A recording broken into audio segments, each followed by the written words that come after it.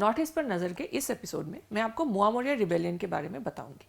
ये अपराइजिंग या रिबेलियन 1769 से 1805 के बीच में मुआमरिया खट्रो के फॉलोअर्स और अहोम राज्य के बीच छिड़ी थी। इसकी शुरुआत हुई 1769 में जब अहोम राजा थे लक्ष्मी सिंह, और ये खत्म हुआ 1805 में जब कमलेश्वर सिंह का राज्यकाल चल रहा था। सालों से असम में एक न्यू वैष्णवाइट मूवमेंट की पहल चल रही थी और ये ट्राइब्स, लो कास्ट और असम में बाहर से आए हुए लोगों में काफ़ी पॉपुलर भी हो रही थी। इस धर्म की शुरुआत असम में हुई थी श्रीमंत शंकरदेव से, जिन्होंने एक हरणीय नाम धर्म का प्रीच किया था।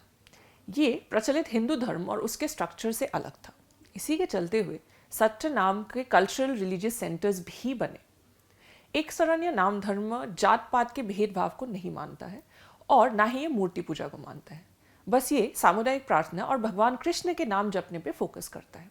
इसी के चलते उसी का एक भाग बना मुआमरिया, जिसमें ज्यादातर ट्राइबल्स, मछुआरे और लोअर कास्ट के लोगों ने ज्वाइन किया। मुआमरिया खट्रा धीरे धीरे काफी पावरफुल बन गया और ये अहोम साम्राज्य की शक्ति पूजा करने वाले धार्मिक विश्वास से अलग भी था। इसके अलावा भी एक रीजन था जिसकी वजह से मुआमरिया और अहोम राज्य में तनाव बढ़ने लगा। वो था पाइक सिस्टम, जिसके अंदर कोई भी आदमी जो ब्राह्मण या राजघराने से जुड़ा हुआ ना हो अहोम राज्य के लिए काम करने पर मजबूर था। मुआमरिया सत्र ज्वाइन करने का मतलब था इस सिस्टम से निजात पाना। सत्र उन लोगों को शरण देती थी जो इस सिस्टम से भागना चाहते थे।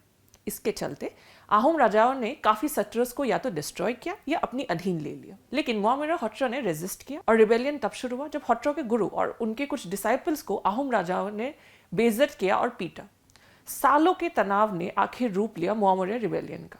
इसी के चलते मुआमरियाज ने रोंगपुर जाके अहोम राजा को हराकर बंदी बनाया और अपना राजा घोषित किया, लेकिन वो राजभार ढंग से संभाल नहीं पाए। इसके बाद अहोम साम्राज्य ने पलटकर वॉर किया।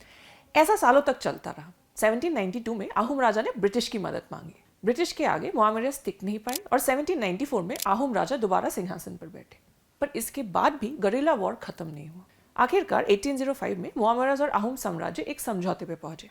इसी के चलते इंडिपेंडेंट मोटोक किंगडम की स्थापना हुई, पर इस लंबे चलने वाले रिबेलियन ने अहोम किंगडम को काफी कमजोर बना दिया था।